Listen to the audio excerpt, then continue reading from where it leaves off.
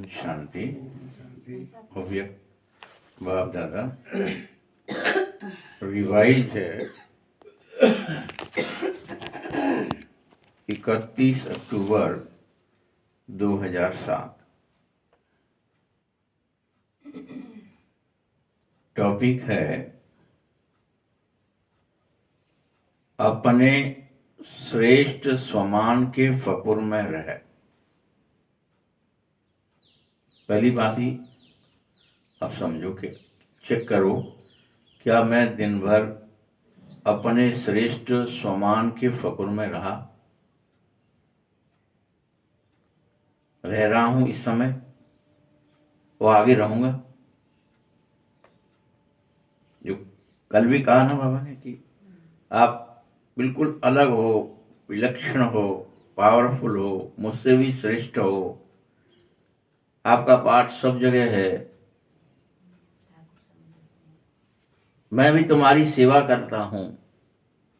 तो ये सब अपने श्रेष्ठ स्वमान के फकुर में रहो। असंभव को संभव करो। जो भी संसार को असंभव लग रहा है कि आत्मदृष्टि कैसे हो, हम तो देह दृष्टि से बाहर ही नहीं निकल पा रहे। स्त्री पुरुष के अलावा हमारी दृष्टि में आत्मा जो ज्योति स्वरूप है, जो अनादि अविनाशी है, जो चाहे स्त्री बन सकती है या पुरुष बन सकती है, हम उसे देख ही नहीं पा रहे। असंभव को संभव करते बेफिक्र बादशाह बनो। सारी फिक्रें भगवान को दे सकते, संपूर्ण बेफिक्र बादशाह। चेक करो कि दिन में हमें कितनी फिक्रें, अनेक फिक्रें हैं। अब मेडिटेशन करने बैठोगे तो फिक्रें आएंगी। वो फिक्र हम भगवान को दे पाते हैं कि नहीं? बेफिक्र बादशाह। कोई कहीं काम धंधा याद आ जाएगा आपको याद करते करते, अब उससे अपना मन हटा पाते हैं कि नहीं? नहीं, मुझे तो बाबा को याद करना है, मैं तो बाबा, मतलब कोई स्वमान याद आ जाए, मैं तो ऐसा हूं, निश्चिंत हूं, निर्विघ्न हूं, बेफिक्र हूं। ये काई मुझे क्यों फिक्र करना है? बाबा जाने। एक्टिंग है, हर पल झटक दो।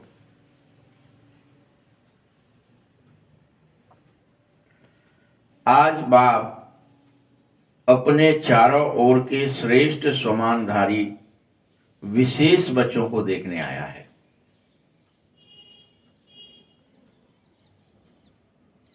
हर एक बच्चे का स्वमान इतना विशेष है जो विश्व में कोई भी आत्मा का नहीं है जितना आपका है।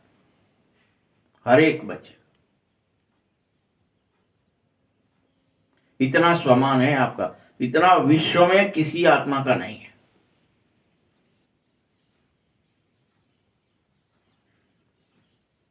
आप सब विश्व की इन आत्माओं के पूर्वज हो। ये स्वमान है, बाबा याद दिला रहा है। कौन हो आप? विश्व की इन सभी आत्माओं की पूर्वज हो और पूज्य भी हो। अकेले पूर्वज भी नहीं हो। पूर्वज आज तक भी पूज्य होते हैं, पूज्य भी हो। सारे सृष्टि के इस वृक्ष की जड़ में इस पूरी मानवता का फाउंडेशन भी हो, आधार मूर्त हो। आप जड़ हो इस वृक्ष की। पूरी मानवता आप पर ही टिकी है।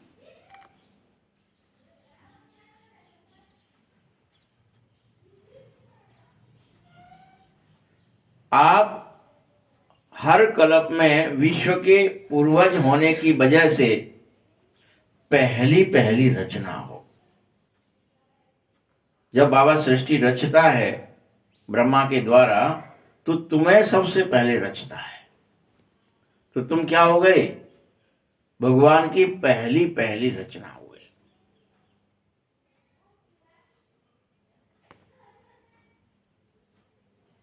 इसीलिए बाप हर एक बच्चे की विशेषताओं को देख बहुत खुश है कि क्या क्या विशेषता है मेरे बच्चों में। फाउंडेशन हो सारे वृक्ष की, सभी के पूर्वज हो, पूज्य हो, अनेक विशेषताएं पहले तो कहीं और फिर खुश हुआ।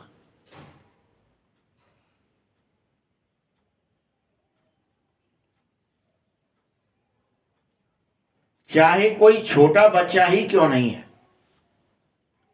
और चाहे कोई बुजुर्ग माता क्यों नहीं है,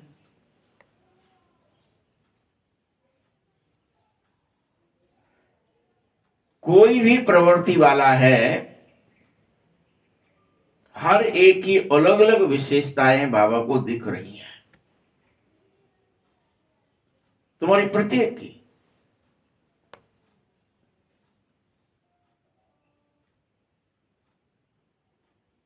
देखो आजकल कितने बड़े बड़े वैज्ञानिक हैं, दुनिया के हिसाब से वो बहुत विशेष हैं। वैज्ञानिक क्या होते हैं? दुनिया वालों के लिए क्या है? वो बड़े इन्वेंटर हैं, बड़े विशेष हैं, उन्होंने खोज की है, खोज में लगे, उनको कोई डिस्टर्ब नहीं कर सकता। अभी डीआरडी में जाएंगे आप, डीआरडीओ, वहाँ वैज्ञानिक बैठे रहते हैं, शोध कर रहे होते हैं, उनको कोई डिस्टर्ब नहीं कर सकता। क्या कर रहे हैं, क्या नहीं कर रहे हैं, सो रहे हैं, जग रहे हैं, कब खा रहे हैं, सारी भी फैसिलिटी दे दी जाती है अंदर, क्या करो करो।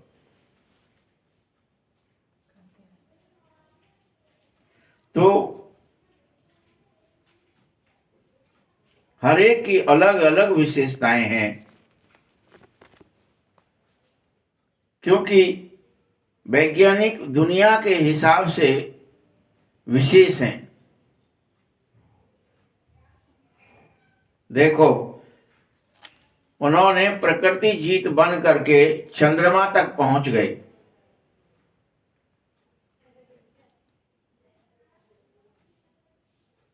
लेकिन इतनी छोटी सी ज्योति आत्म स्वरूप को नहीं पहचान सके अभी तक कोई वैज्ञानिक।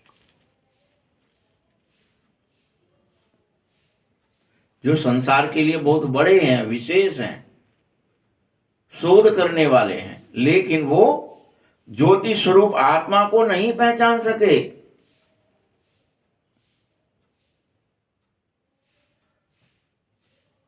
और तुम्हारे यहां पर तो छोटे से छोटा बच्चा भी या बूढ़े से बूढ़ी माता भी जानती है मैं आत्मा हूं, मैं बिंदु रूप हूं, मैं ज्योति स्वरूप हूं, पहचानती है और अपने अकाल तखत पर नशीन होती है, बैठती है और आनंदमय हो जाती है।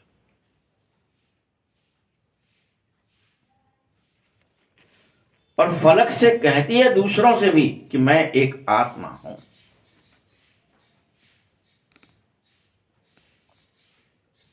तो बताओ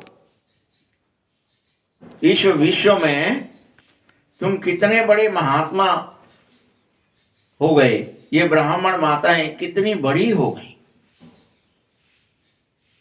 वो छोटे छोटे बच्चे जो स्वयं को आत्मा स्वीकार कर रहे हैं, वो बहुत महान आत्माएं हो गए।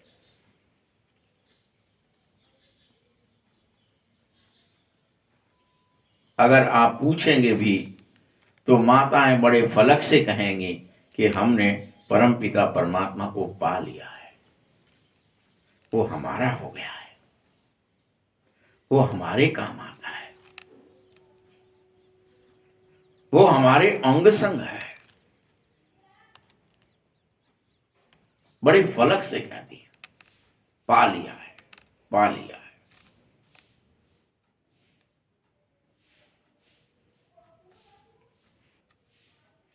देखो एक तरफ माताएं बड़े फलक से कह रही हैं, तो दूसरी तरफ महात्माएं क्या कहते हैं, पाए गए हैं कि भगवान को पाना बड़ा मुश्किल है।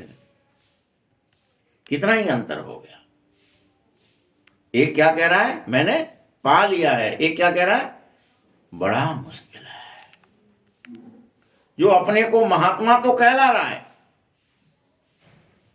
लेकिन भगवान को पाना बड़ा मुश्किल समझ रहा है। प्रवृत्ति वाले चैलेंज कर रहे हैं, तुम सब प्रवृत्ति में रहते हो, घर गृहस्थ में, और चैलेंज करते हो कि हम सब प्रवृत्ति में रहते, साथ रहते भी पवित्र हैं।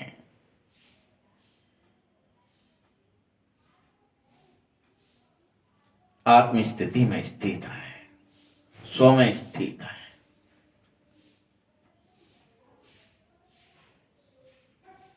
क्यों? क्योंकि हमारे बीच बाप है, इसीलिए हम सब स्त्री पुरुष साथ रहते भी सहज पवित्र रह सकते हैं। बीच में बाबा है। हमें स्मृति है कि हम आत्मा हैं, शरीर नहीं।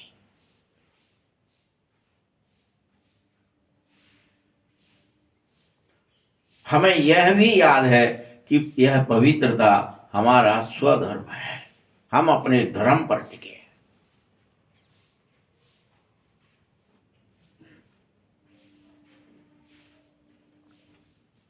याद रखो, दूसरे के धर्म पर जाना और टिकना बड़ा मुश्किल होता है, और स्वधर्म पर टिकना बड़ा सहज होता है। तो पवित्रता तो हमारा स्वधर्म है, इसलिए हम इसमें सहज स्वरूप में टिके रहते हैं।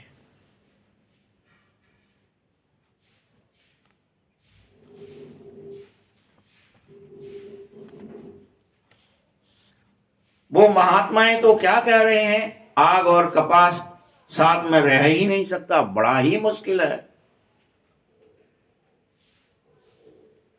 हम तो स्त्रियों को देख भी नहीं सकते।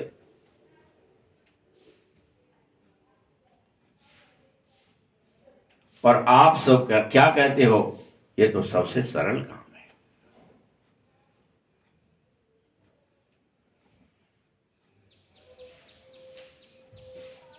आप सबका शुरू शुरू का एक गीत इस ब्रह्मा बाबा को याद आ रहा है। वो गीत क्या था, कितने भी सेठ स्वामी हैं लेकिन एक अलफ को नहीं जानते।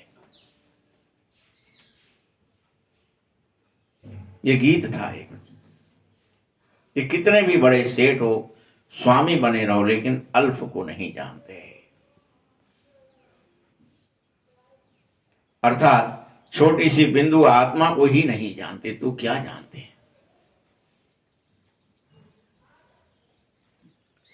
परंतु आप बच्चों ने तो स्वयं को भी जान लिया है और स्वयं में स्थित हो गए हो, मैं आत्मा हूं। और आपने अपने को पा लिया है।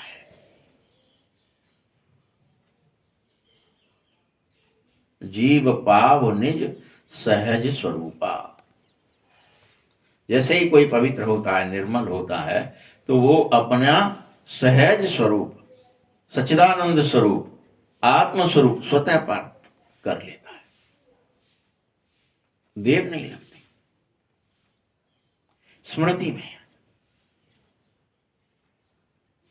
तो बोलो, इतने निश्चय और फकुर से तुम बोलते हो ना, इसको कहते हैं असंभव को संभव कर देना। बाप दादा हर बच्चे को इस समय विजयी रतन देखकर बड़ा प्रसन्न होता है। वाह, मेरे बच्चे ने अपने स्व में स्थित हो गया, अपने धर्म पर स्थित हो गया, स्व में स्थित हो गया, अपने को जान लिया, तो विजयी हुआ। वो भ्रम उसका टूट गया, मैं देह हूं कि आत्मा हूं, टूट गया, वो जग गया। जब जग जाओगे तो सपना नहीं रहेगा, जागृत अवस्था ही रहेगी। फिर कोई थोड़े ही आपको फिर से सपना कि बस अब तो फिर सपना ही देख रहा हूं शायद, नहीं। एक बार कोई भी जग गया तो जग गया। याद रखो, ऐसे विजयी रत्नों को देख देख बाप बड़ा हर्षित होता है, क्योंकि तुम बच्चे जैसे ही हिम्मत करते हो स्व में स्थित होने की, स्वधर्म में टिकने की, अपने को आत्मा निश्चय करने की, तो परमात्मा की मदद तुम्हें सहज में मिलने लगती है। वो टिकाने के लिए तुम्हें तैयार हो जाता है।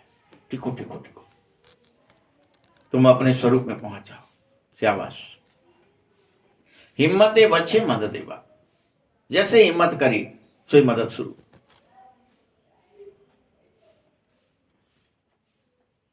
इसीलिए दुनिया के लिए जो असंभव है कि पवित्र कैसे रहेंगे,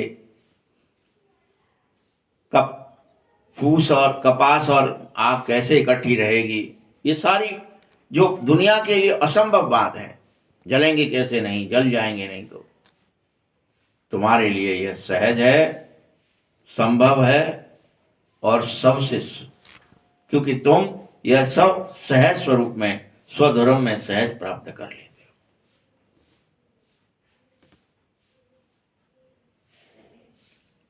संभव हो जाता है तुम्हारे लिए। तुम्हें फकुर रहना चाहिए कि हम तो डायरेक्ट परमपिता परमात्मा के बच्चे हैं, हम तो भगवान के यहां जन्म ले चुके हैं, हम ईश्वर की संतान हैं। हम नहीं है असुर, दैत्य या कोई और, हम तो भगवान के डायरेक्ट बच्चे हैं।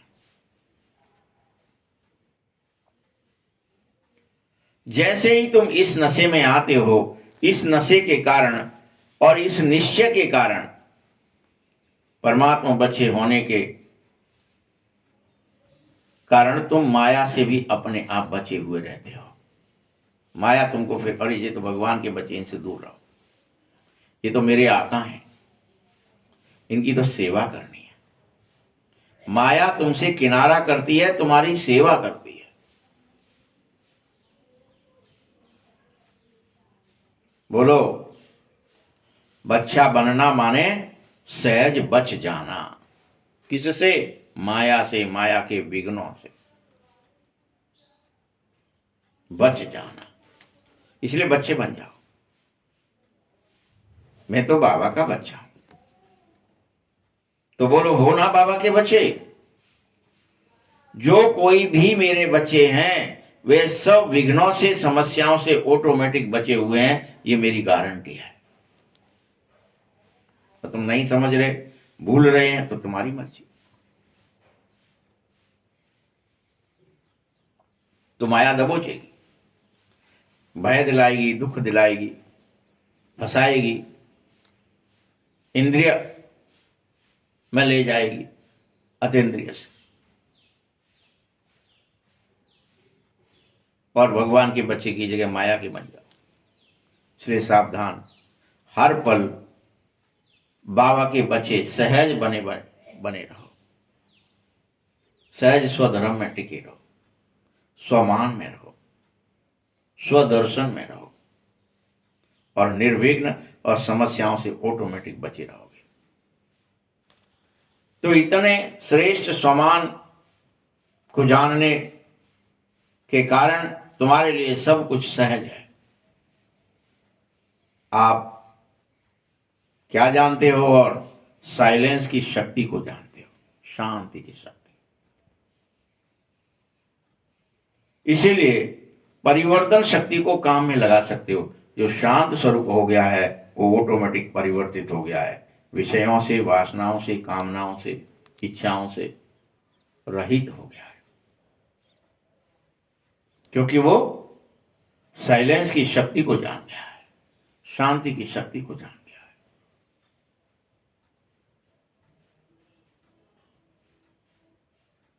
है। ऐसे बच्चे नेगेटिव को पॉजिटिव में परिवर्तन करना जान जाते हैं और झट कर लेते हैं।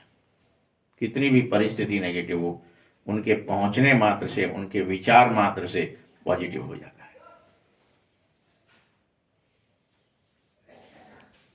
फिर माया समस्या स्वरूप नहीं, समाधान स्वरूप बन जाती है। माया कितने भी समस्या के रूप में आए, लेकिन आप परिवर्तन की शक्ति से, साइलेंस की शक्ति से समस्या को समाधान स्वरूप बना लेते हो। कारण को निवारण रूप में बदल देते हो।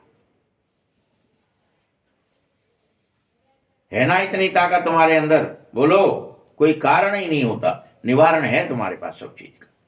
ये कारण था इसलिए नहीं, कारण नहीं है, निवारण है।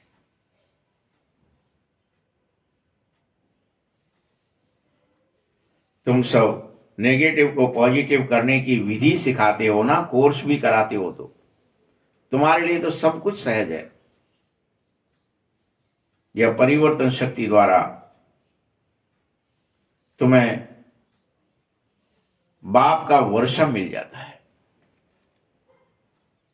एक ही शक्ति नहीं, शक्तियां परमात्मा के द्वारा वर्षा में मिली हुई हैं, सारी की सारी। बस आप तो याद करो, ऑटोमेटिक वर्षा मिलता रहेगा आपको। सारी शक्तियां, चाहे वो कोई भी है, समेटने की हो, निर्णय की हो, परखने की हो, सामना करने की हो, कोई भी हो, समाने की हो, सहयोग करने की हो, समेटने की, सब मिल जाती है। बस याद करो, सर्व शक्तियां परमात्मा की वर्षा में मिल जाती हैं। इसलिए बाप दादा हर रोज कहता है, बच्चे रोज मुरली सुनो,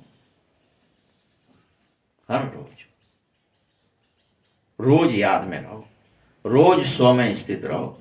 नहीं सुनेंगे तो फिर क्या ही हो जाएगा, माया आपको भ्रमित कर लेगी।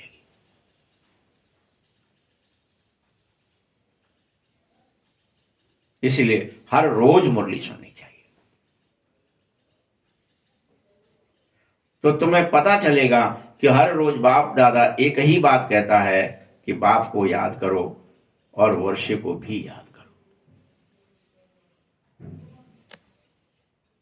बाप को याद करने से वर्षा मिल जाता है।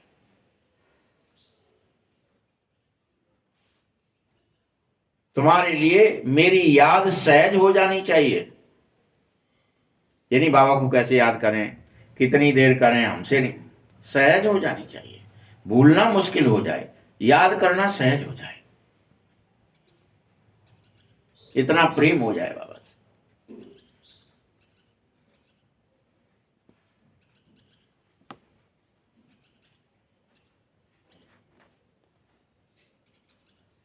जब वर्षे की प्राप्ति को याद करते हो तो बाप की याद प्राप्ति के कारण अति सहज हो जाती है।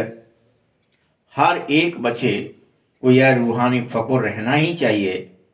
तुम्हारे दिल से ये गीत गबना ही चाहिए कि बाप मिला तो सब मिला। बोलो, गबता है?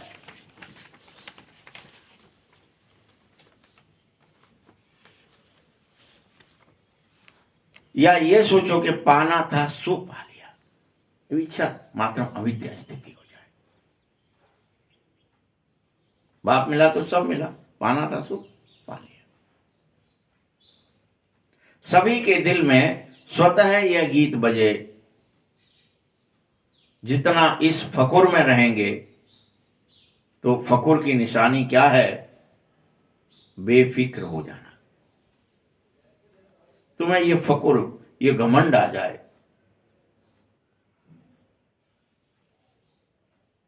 कि हमको तो पाना था सो हमने पा लिया, बाप मिल गया तो सब मिल गया।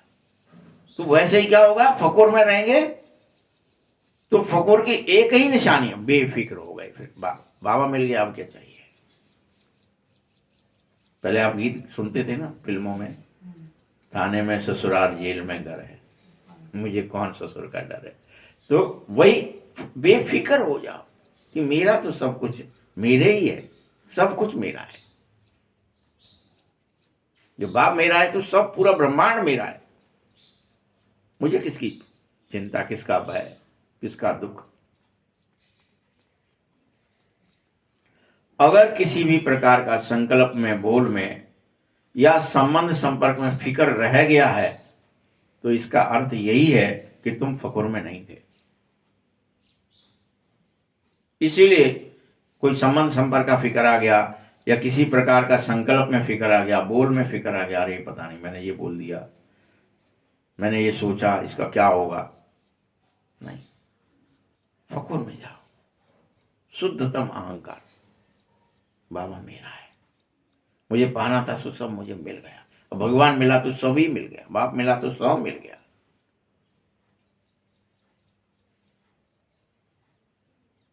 बाप दादा तो हर बच्चे को बेफिक्र बादशाह ही बनाते हैं। बोलो, तुम सब बेफिक्र बादशाह हो? अब बाबा आपसे पूछ रहा है। तो क्या किया, पूरे हॉल में सभी ने हाथ उठा दिया, हाँ है। क्या ही कर दिया, चेक करके उठाना हाथ कि बेफिक्र बादशाही हो, या बेफिक्र के बीच में कभी कभी फिक्र भी आ जाता है। हाय ये क्या हो गया, हाय ये क्यों हो गया, हाय ये कैसे हो गया, हाय अब इसका क्या होगा। कभी फिक्र आता है? किसी ने हाथ नीचे नहीं किया। ठीक है, अच्छा है, आप सब बेफिक्र हो गए, तो बच्चों को फिर क्या ही फिक्र है, तो बाप को भी क्या फिक्र है। फिर जब बच्चे बेफिक्र हैं, निर्विघ्न हैं, निर्भय हैं, स्व में स्थित हो गए हैं, तो भगवान क्यों ही चिंता करे कि तुम्हें पढ़ाना है कि क्या करना, तुम तो कर ही लेंगे, सब समर्थ हो गए। माया से क्या ही बचाना है, फिर तो बच ही जाएंगे, बचे हुए हैं। बाप दादा ने तो कह दिया है, सब फिक्र किसी भी प्रकार की अगर अभी भी है, फिर से लास्ट चांस है, मुझे दे दो। कोई बोझ, इसका क्या होगा कि उसका क्या होगा, कोई भी। वो लगता है ना, खाने का क्या होगा, प्रलय का क्या होगा, पीने का क्या होगा, शादी संबंधों का क्या होगा, बाल बच्चों का क्या होगा, कुछ भी आपको उनका भविष्य कैसा होगा, कुछ भी फिक्र है, किसको दे दो। अगर नहीं दे रहे हो, इसका अर्थ क्या हुआ फिर से, कि आप बेवजह ही टोकरा अपने ऊपर रखे हुए हो फिक्र का, जो ठीक नहीं। माया उसी टोकरे से तुम्हें खींच लेगी, पकड़ लेगी।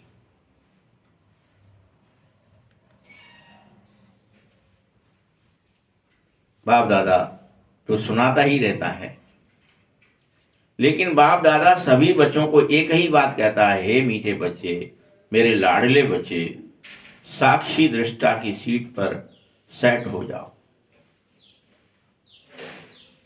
सीट पर सेट होके सदा खेल देखो, ये खेल हो रहा है और मैं अपनी सीट पर बैठ के देख, स्टेडियम में बैठा हूं, ये स्टेडियम है संसार, और मैं यहां अपने सीट पर सेट होकर के देख रहा हूं। वाह क्या खेल है, क्या डायलॉग बाजी चल रही है, क्या जन्म मृत्यु का खेल चल रहा है, क्या हानि लाभ का, क्या सुख दुख का, क्या रात दिन का, क्या तेरे मेरे का, क्या बढ़िया खेल है। दो पार्टियां दिखे आपको अलग अलग, माया और ईश्वर दिखे, उनके बच्चों का युद्ध दिखे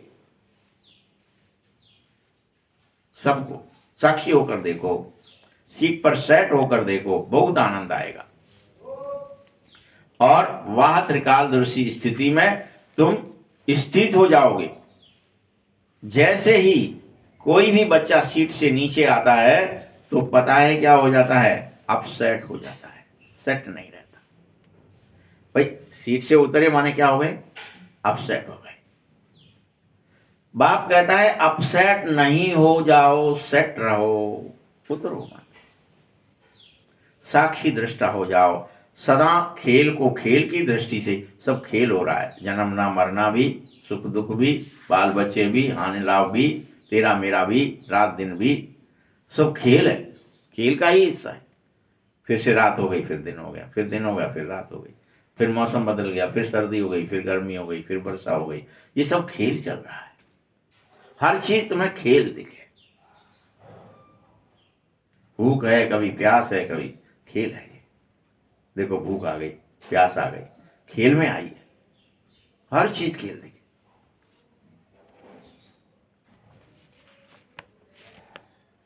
बाप ने चेक किया, जब अपसेट होते हो तो तीन चीजें परेशान करती हैं, तुम उन 3 चीजें कौन कौन सी परेशान करती हैं बताऊं आपको।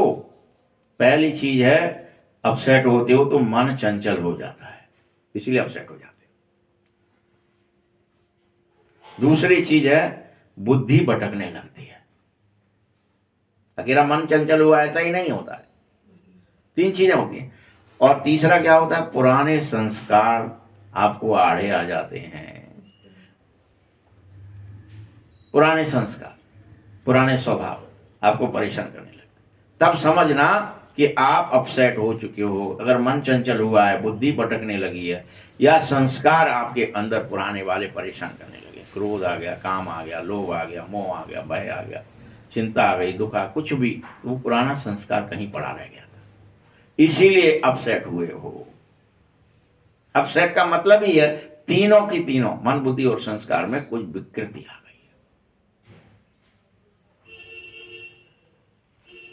बाप दादा को बच्चों की एक बात सुनकर बड़ी हंसी आती है। पता है कौन सी बात तुम कहते हो? कहते हैं बाबा क्या करें, ये मेरे पुराने कोई संस्कार हैं जिसकी वजह से गड़बड़ हो गई। क्या कहते हो तुम? भगवान हंस देता है बस। मुस्कुराते हैं बाबा। जब कह ही रहे हो कि मेरा संस्कार है, तो अगर तुम माया को मेरा बनाओगे, संस्कार को मेरा बनाओगे, तो मेरे पर तो अधिकार होता ही है ना। तो जब पुराने संस्कार को मेरा बना लिया, तो मेरे तो जगह लेगा, जब वो झट प्रवेश, वो मेरा है, मेरी चीज कहां जाएगी? क्या होगा मेरे का? आपने संस्कार को मेरा कहा, ये मेरा तो आने दो, ये तो मेरा है। तो गेट खुल जाएगा, माया गेट खोल देगी और अंदर प्रवेश हो जाएगा। तो जहां तहां बैठे सुर कर ताना, आवत देखें विषय बयारी, तई मुने दे कपाट हुआ। उन्हें ठीक है चले जाओ, ये तो मेरा है। उन्होंने कहा अच्छा आप किसके हो? कहा जीव के हो। ऊपर बुला रहे हैं, वो आत्मा बुला रही है, मेरा संस्कार आ रहा है। तो अगर मेरा कह दिया तो बुरा हो कैसा भी हो तो जाना ही पड़ेगा, मेरा है तो। या हमने उन कहानियों को दूसरे कि कौन हो गया, अंधकासुर पैदा हो गया, फलाना पैदा हो गया, ये सब क्या दिखाया? उन्होंने कहा शिव जी का था, वो उन्हीं का था, पैदा हो गया। अब वो जो अत्याचार करे, पापाचार करे, भ्रष्टाचार करे, कुछ भी करे, क्योंकि वो शिव जी का है और शिव जी ने कहा है ये मेरा बच्चा है, तो अब तो कुछ भी करेगा। देवताएं भी परेशान हो जाते हैं, फिर सब परेशान हो जाते हैं उससे, और फिर युद्ध होते हैं, सब दिखाया ऐसे ऐसे। तो ये सब मेरा कहने की बात है। जैसे ही हम कोई भी, हम में से किसी संस्कार को, किसी भी संस्कार को कह देगा ये मेरा है, बस उसको जगह चाहिए ही चाहिए आपके घर के अंदर, आपके विचार के अंदर, आपके भावना के अंदर, आपके कर्म में वो प्रवेश हो जाएगा, क्योंकि वो मेरा कह दिया, उसे प्रेम कर लिया। इसीलिए यह ब्राह्मण आत्मा तो कह रहे हैं ना कि ये मेरे संस्कार हैं, मेरा मेरा कहा है, तो मेरे ने अपनी जगह अवश्य बनाएगा। आप ब्राह्मण मेरा नहीं कहो, क्योंकि पास्ट जीवन का संस्कार, तुम्हारा जीवन अब द्विज हो गया है, तुम्हारा जन्म एक ही है भले ही, लेकिन तुम मेरी गोद में आ गए हो, मेरे बच्चे बन गए हो। अब आप अपने भटियारी वाले, राजा के बच्चे बनने के बाद भटियारी वाले संस्कार, बाहर गूंजने वाले संस्कार नहीं ले जा सकते, राजा के ही संस्कार दिखाने पड़ेंगे, राजकाज ही करने पड़ेंगे। फिर आप ये नहीं हम तो बाहर गूंजते थे आप ले आए हमें, ऐसा नहीं कह सकते। वो जन्म आपका खत्म हुआ, नया जन्म हो गया है। इसलिए बाप क्या कह रहे हैं, वो पास्ट जीवन के संस्कार मान के चलो। वो संस्कार जो आप में थे, काम करो, लोभ मोह के, अहंकार के, कोई भी, वो पास्ट जीवन में थे, आप अब ब्राह्मण जीवन में आ गए हो, इसीलिए अब कोई संस्कार आपको नहीं होने चाहिए। ये शूद्र जीवन के संस्कारों को ब्राह्मण जीवन के संस्कार नहीं कह सकते हो। तो मेरे मेरे कहा है, तो वह भी फिर मेरे अधिकार में बैठ गया है।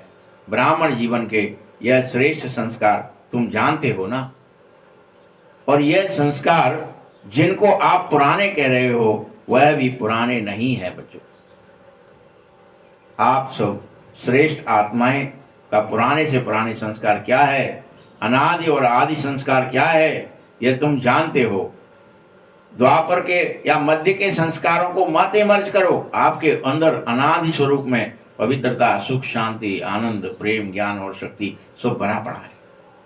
ये आपका अनादि संस्कार है, ये कभी मिट नहीं सकता है। बाद में उनमें जो कचरा आ जाता है ऊपर से, कोई मध्य के अंदर में काम क्रोध लोगों के रूप में बदल जाते हैं, यह अनादि नहीं है, आदि नहीं है, यह तो मध्य के संस्कार हैं और उन्हें भस्म कर दो।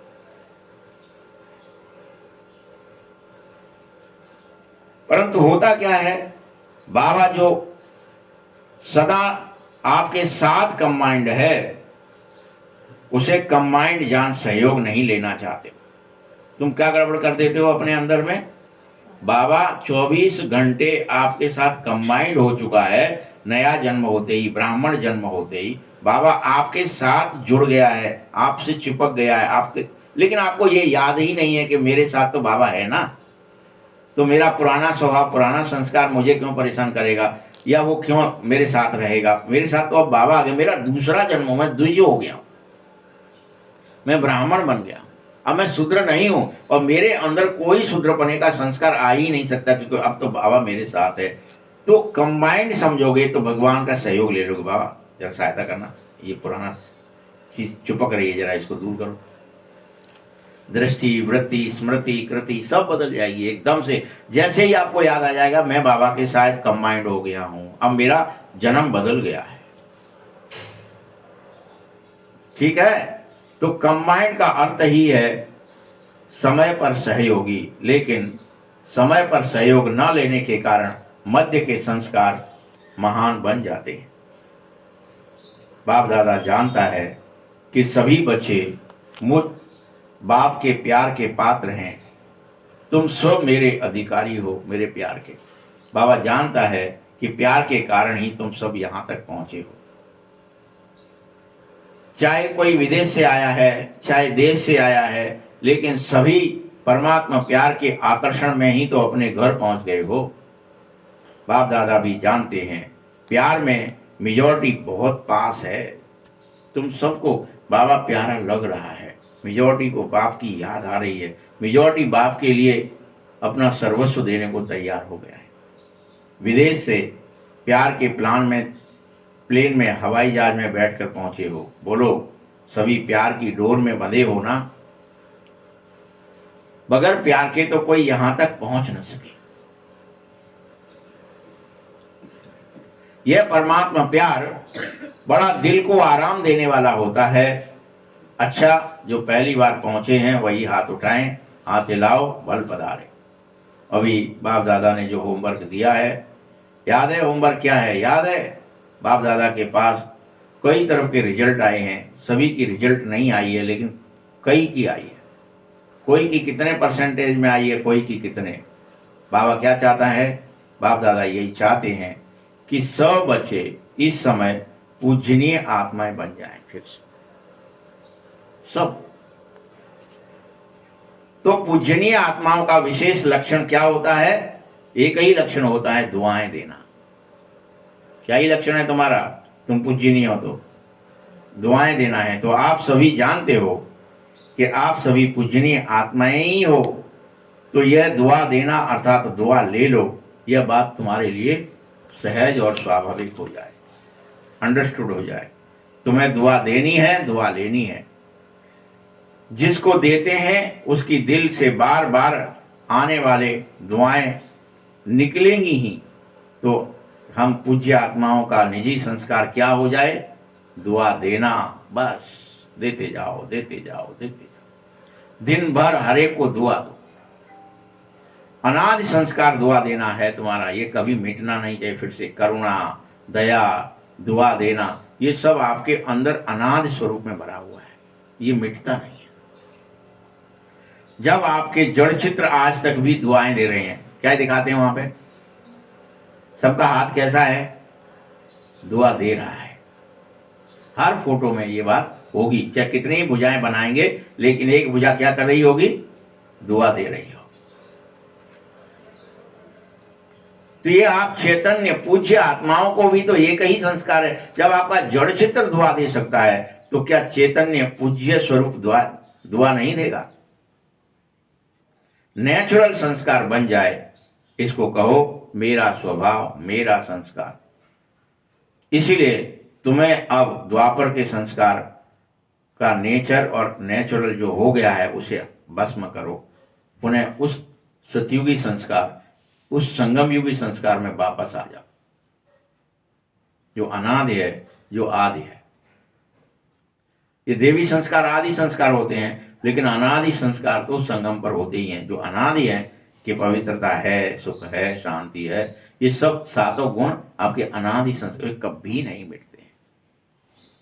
तुम भूल जाते हो, विस्मृत हो जाते हो, इसीलिए दुआओं की जगह श्राप देने लगते हो। फिर से याद दिलाया जाता है तो फिर से दुआएं देने लगते हो। वास्तव में ये नेचुरल है। जब किसी को दुआ देते हैं तो वह आत्मा खुश हो जाती है, वह खुशी का वायुमंडल कितना सुखदायी हो जाता है। तो जिन्होंने भी होमवर्क किया है उन सबको, चाहे आए हैं चाहे नहीं आए हैं, लेकिन बाप दादा के सामने हो तो उनको बाबा मुबारक देता है। होमवर्क किया है तो उनको नेचर उनकी कैसी बन जाएगी? बाप समान। तुम्हारे सब स्वभाव और संस्कार कैसे हो जाएंगे? अनादि और अविनाशी हो जाएंगे। आगे भी करते थे और करते रहते हो। कलप कलप जिन्होंने थोड़ा किया है, नहीं भी किया है, वह भी सभी अपने को सदा पूज्य आत्मा हूं, मैं बाप की श्रीमत पर चलने वाली विशेष आत्मा हूं, ये भूलना नहीं चाहिए। पूज्य हूं और बाबा की श्रीमत पर चलने वाली एक विशेष आत्मा हूं, ये कभी नहीं भूलना चाहिए। इस स्मृति को बार बार अपनी स्मृति और स्वरूप में लाइए, क्योंकि हर एक से जब पूछते हैं कि आप क्या बनने वाले हो तो सब क्या कहते हो? हम तो लक्ष्मी नारायण बनने वाले हैं। कोई राम सीता बनना चाहता है? हाथ तो उठाओ। किसी ने हाथ नहीं उठाया। सब क्या ही चाहते हैं? हम तो 16 कला संपूर्ण निर्विकारी मर्यादा पुरुषोत्तम ही बने, संपूर्ण अहिंसक ही बने, हम सतयुग में ही जाएं। तो लक्ष्मी नारायण बनना चाहते हो ना? ठीक है, जब लक्ष्य ही तुम्हारा 16 कला संपूर्ण बनना है, अर्थात परम पूज्य बनना है, तो पूज्य आत्मा का कर्तव्य क्या है? एक ही कर्तव्य, दुआ देते रहना, हर पल दुआ देते रहना। एक ही काम करो, सबको आशीर्वाद दो, दुआ दो। ठीक है, यह संस्कार चलते फिरते सहज और सदा के लिए ऐसा बना लो। हो ही पूज्य, हो ही 16 कला, लक्ष्य तो एक ही होना चाहिए। बाप दादा खुश है कि जिन्होंने भी यह किया उन्होंने अपने मस्तक में विजय का तिलक बाप द्वारा जरूर लगा दिया है। साथ में सेवा के समाचार भी बाप दादा के पास अच्छी तरह से वर्गों की तरफ से, सेंटर की तरफ से अच्छी रिजल्ट सहित पहुंच ही गए होंगे, ये बाबा को उम्मीद है। तो एक होमवर्क करने की मुबारक है, और साथ में ये होमवर्क था कि आप सबको दिन भर रात भर जब भी जाओगे, लौट के आओगे, साल भर बाद आओ, 6 महीने बाद आओ, तब क्या करके आना है? दुआएं देते रहना, ये संस्कार बना के आना है। तो मुबारक, और साथ में सेवा की मुबारक हो। पद्मा पदम गुना मुबारक है। बाबा ने देखा है कि अब तुम बच्चों का गांव गांव में भी संदेश देने का सेवा बची हुई थी, जो शुरू करनी है। गांव गांव में संदेश देने की सेवा बहुत अच्छी तरीके से मेजॉरिटी एरिया में कर रहे हो, ये करनी चाहिए।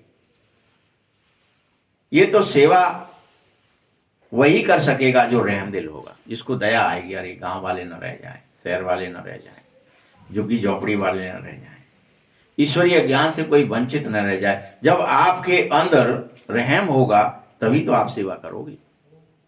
रहम नहीं है कि मर रहे हैं तो मरने दो, दुखी हैं तो रहने दो, अशांत हैं तो बने रहने दो, कलह कलेश वाले हैं तो बने रहने दो, हमें क्यों ही बैठना है, हमें नहीं। तुम दयालु बन जाओ, रहमदिल बन जाओ, करुणावान बन जाओ और सबको दुआएं दो और सबको रहमदिल बन करके उनकी सेवा करो। उमंग उत्साह से रिजल्ट फिर अपने आप अच्छी दिखाई देगी।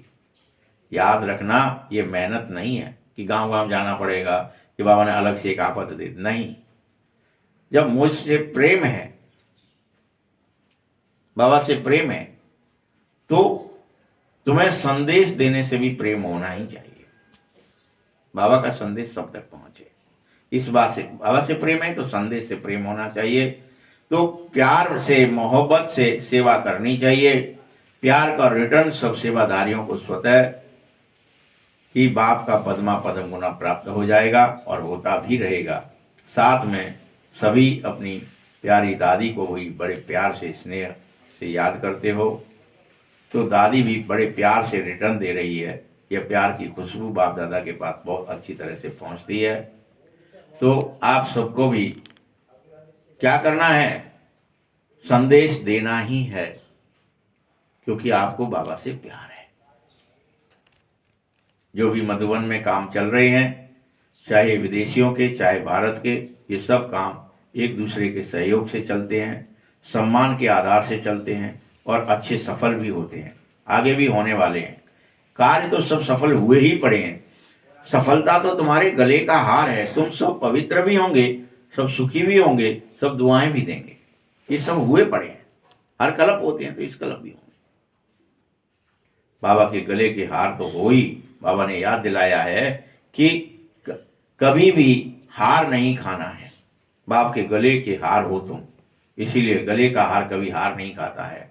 तो हार बनना है, ना कि हार खाना है। हार बन जाओ, गले का हार बन जाओ, हार खाओ मत, विजयी बन जाओ। ठीक है, हार बनना बहुत अच्छा है, इसलिए हार कभी मत खाना। हार खाने वाले तो अनेक करोड़ों आत्माएं हो गई हैं जो माया से हारी हैं, संस्कारों से हारी हैं, अपने कर्मों से हार गई हैं। आप हार बन करके गले में पिरोए जाओ, संकल्प करो, बाप के प्यार में माया कितने भी तूफान सामने क्यों न लाए, लेकिन मुझे तो हर हालत में मास्टर सर्वशक्तिमान बनना ही है। और मास्टर सर्वशक्तिमान आत्माओं के आगे तूफान भी अपने आप तोहफा हो ही जाएगा। मुझे कोई तूफान में नहीं फंसना है, तोहफा बन जाएगा, सारे तूफान भस्म हो जाएंगे। ऐसा वरदान मुझे स्वतः प्राप्त है, ये तुम्हें सदा याद रखना है। कितना भी ऊंचा पहाड़ हो, पहाड़ बदल के रूई बन जाएगा। अभी समय की समीपता, समय प्रमाण वरदानों को हर समय अनुभव में जरूर लाओ। अनुभव की अथॉरिटी बनो। जब चाहो तब अपने अशरीरी बनने की, फरिश्ता स्वरूप बनने की एक्सरसाइज करते रहना। चाहे जब झट से अशरीरी बन जाना, चाहे झट से फरिश्ता बन जाना, ये एक्सरसाइज है। देर न लगे आपको बनने में। कैसे बनेंगे बाबा, ऐसा नहीं आना चाहिए। ठीक है, अभी अभी ब्राह्मण, अभी अभी फरिश्ता, अभी अभी अशरीरी, चलते फिरते काम काज करते हुए भी 1 मिनट 2 मिनट निकाल कर जरूर अभ्यास करो। चेक करो, जो संकल्प किया है वही स्वरूप अनुभव भी करना है। ठीक है, अच्छा, ऐसे चारों ओर के सदा श्रेष्ठ समानधारी, सदा स्वयं को परम पूज्य और पूर्वज अनुभव करने वाले, सदा अपने को हर सब्जेक्ट में अनुभवी स्वरूप में बनाने वाले, सदा ही बाबा के दिल तखत नशीन बनने वाले, सदा ब्रकुटी के तखत नशीन बनने वाले, ऐसे सदा श्रेष्ठ स्थिति के अनुभवों में 24 घंटे स्थित रहने वाले चारों ओर के सभी बच्चों को याद, प्यार और नमस्ते। ऐसा बाबा ने किस किस को नमस्ते किया, आप चेक करो आपका नाम है कि नहीं है। क्योंकि अगर आप हर सब्जेक्ट के अनुभवी हो, सदा दिल तखत पर बैठते हो, सदा ब्रकुटी के सिंहासन पर बैठे हो, सदा श्रेष्ठ स्थिति के अनुभव में, तो आपको भगवान प्यार कर रहा है, नमस्ते कर रहा है, अदरवाइज नहीं कर रहा है। ऐसे सभी बच्चों को, चारों ओर के सभी बच्चों को याद, प्यार और नमस्ते। तो बाप दादा को भी हम सभी बच्चों की तरफ से बहुत बहुत याद, प्यार और नमस्ते। सभी तरफ के सभी के पत्र, सभी के मेल, ईमेल, समाचार सभी बाप दादा के पास पहुंच गए हैं। सेवा का फल और बल यही है कि सभी सेवाधारियों को प्राप्त है और होता भी रहेगा। तुम सब प्यार के पत्र बहुत आते रहते हैं, परिवर्तन के पत्र कम आते हैं। तुम्हें कौन सा पत्र भेजना है? लेकिन मैं बदल गया हूं, मेरा स्वभाव संस्कार अब ईश्वरीय हो गया है, आसुरी नहीं रहा है। वो अनादि और अविनाशी हो गया है। जो मध्य का, जो अंत का था, विषयी था, वो सब मिट गया है। कौन सा मेल भेजना है? कौन सा पत्र भेजना है? परिवर्तन का पत्र भेजना है। अभी कौन सा आ रहा है रोजाना? प्यार का पत्र तो आ रहा है, लेकिन परिवर्तन का पत्र नहीं आ रहा है। बाबा को कौन सा चाहिए? हाँ, कि मैं मूल रूप से सब कुछ बदल गया हूं। मेरा स्वभाव, मेरे संस्कार, मेरे बोल, मेरे कर्म, मेरी दृष्टि, मेरा दृष्टिकोण सब बदल गया है। क्योंकि परिवर्तन की शक्ति वालों को याद रखना, जो परिवर्तन का पत्र भेजेगा उसको बाप दादा अमर भव का वरदान जरूर दे देगा, तब तक नहीं देगा। जो बदल गया वो अमर हो गया, वो कभी नहीं मरेगा। हनुमान जी को अमर क्यों कहते हो? या किसी को ऐसे कि वो सेवा में इतने मग्न रहे कि अब मर ही नहीं सकते, क्योंकि उनको कोई भूल नहीं सकता। जब तक युग रहेगा, कल्प रहेगा, तब तक उनकी याद रहेगी। ऐसे कर्मों की कहानी लिखी गई है उनके द्वारा, परिवर्तन की कहानी लिखी गई है, शक्तियों की कहानी लिखी गई है, गुणों की कहानी, उनमें ये गुण थे, ये शक्ति, यही तो परिवर्तन है। वैसे तुम अमर भव का वरदान प्राप्त करोगे। जिन सेवाधारियों ने श्रीमत को पूरा फॉलो किया है, ऐसे फॉलो करने वाले बच्चों को बाप दादा कहता है, सदा फरमानवदार बच्चे वाह। क्या कहता है बाबा? जो फॉलो करते हैं ऐसे बच्चों को बाप क्या कहता है? सदा फरमानबदार बच्चे वाह। बाप दादा ये वरदान दे रहा है, और प्यार वालों को तो बहुत बहुत प्यार से, दिल से समाने वाला, अति प्यारे, अति माया के, विघ्नों से न्यारे, ऐसा वरदान भी दे रहा है। अच्छा, सभी दिल से क्या उमंग में आ रहे हो? अभी बताओ। एक ही उमंग हो, और वो फिर से तुम्हें बताता हूं कि मुझे बाप समान बनना ही है, मुझे ईश्वरीय बनना ही है, मुझे आसुरी नहीं रहना है, मुझे बदलना ही है, मुझे परिवर्तन होना ही है, मुझे परमात्मा के संग, अंग संग रह करके बाप समान बन जाना है। बिल्कुल दयालु, क्षमाशील, प्रेमी, ज्ञानी, पवित्र, हर तरह के सारे गुण ईश्वर के मुझ में आ जाएं। बाप समान बनना है यह उमंग? बोलो पांडव, हाथ उठाओ। बनना ही है। कहीं ऐसा तो नहीं है देखेंगे, सोचेंगे, करेंगे, बनेंगे, गेंगे तो नहीं करते हो? क्या कहा बाबा ने? गेंगा नहीं बनना है, गेंगे नहीं करना है। बनेंगे, देखेंगे, टाइम होगा तब हो जाएगा, समय आएगा तो कर लेंगे, सोचेंगे नहीं। गेंगा नहीं बनो, बनना ही है, पक्का पक्का ना? अच्छा, हर एक अपने को ओके का कार्ड अपने टीचर के पास चार्ट के रूप में जरूर दे देना। भले कुछ भी मत लिखना, बस एक ही शब्द लिख देना, ओके, कि मैं बाप समान बनूंगा ही। ओके, मैं बन जाऊं। ओके, बनेंगे, करेंगे नहीं, गेंगे नहीं। एक कार्ड ले लो, उसमें ओके लिखो। ठीक है? ये तो कर सकते हो ना? कोई को लंबा पत्र नहीं लिखना है, बस ओके लिखना है। तो अब उठाएंगे लोग, अनेक पत्र खरीद के लाएंगे, कट ओके लिख के भेज देंगे। ये भी करते हैं लोग। ओके मतलब क्या? ऑल राइट, यही है ना?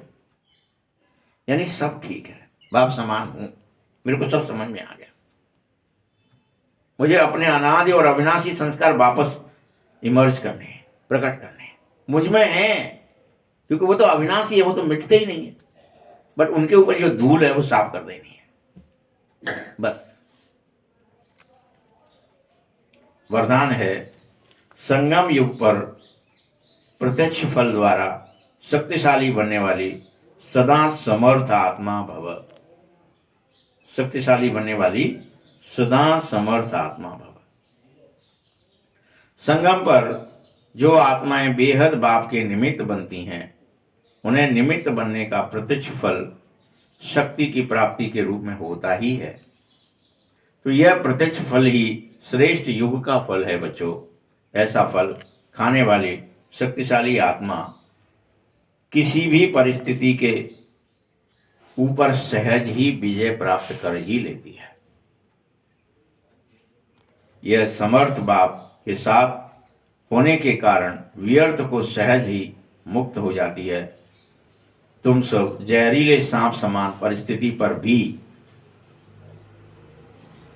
अपनी विजय प्राप्त करो। तुम्हारे अंदर जितने भी जहरीले सांप पड़े हैं वो परिस्थितियों के हैं। क्या ही करें बाबा, ये क्रोध आ गया, काम आ गया, लोभ आ गया, मोह आ गया, ये सांप जो पड़े हैं इनको इन पर विजय प्राप्त करनी है। वो परिस्थिति है, वो परिस्थिति रूपी सांप पड़े हुए हैं अंदर, उन्हें बाहर निकालो।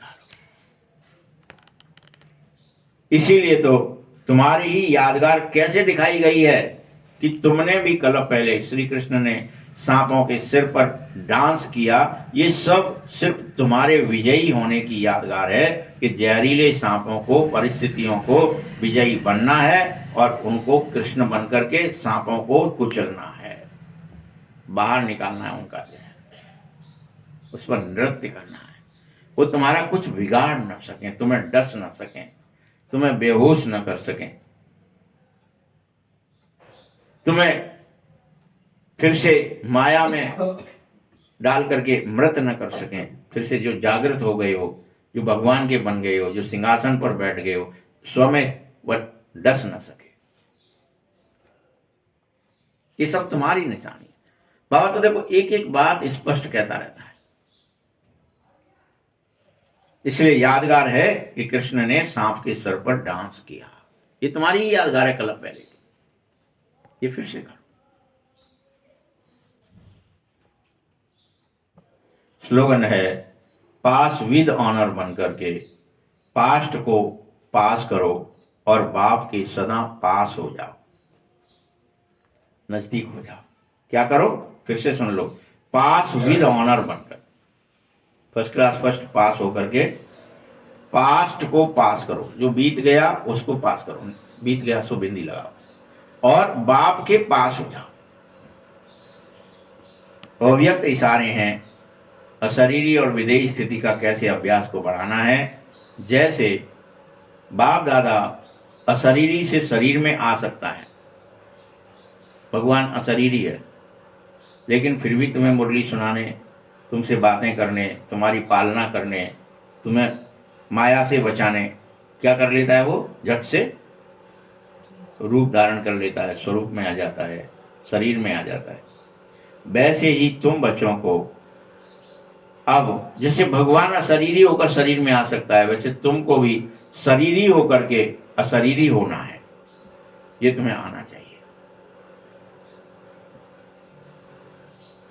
कि मुझे अभी अभी इस शरीर से अशरीरी होकर के बाबा के पास जाना है, और व्यक्त स्थिति में स्थित होकर के फिर व्यक्त में भी आना है और अव्यक्त भी हो जाना है। जैसे इस शरीर को छोड़ना और शरीर को वापस धारण करना है, यह अनुभव तुम सबको रोज होने चाहिए। लो अभी अभी मैंने शरीर छोड़ दिया, सांस भी चली गई, नाड़ी भी चली गई, धड़कन भी बंद हो गई, अब मैं गया ऊपर, अब फिर से वापस भी आ गया, फिर आ गया सब कुछ। ये स्थिति तुम्हारी अनुभव में होनी चाहिए। ऐसे जब चाहो तब शरीर के भान में आओ और जब चाहो शरीर का भान छोड़कर अशरीरी बन जाओ। आपकी मर्जी पर होना चाहिए। लो मुझे तो घर जाना है, अशरीरी होना है, मुझे शरीर में आना है, तो ये सब आपके लिए सहज हो जाए कि अंदर गाड़ी में बैठना है, गाड़ी से उतरना है। ठीक है, जब चाहो तब शरीर का आधार लेकर काम करो और जब चाहो बिल्कुल ऐसी स्थिति में चले जाओ जैसे ये स्थूल चोला है ही नहीं, अलग है। ऐसे चोले को धारण करना और फिर चोले को छोड़ना कि मैं आत्मा अलग हूँ, ये अभ्यास ही तुम्हें विदेही स्थिति का जरूर अभ्यास बढ़ाना चाहिए। अच्छा, ओम शांति।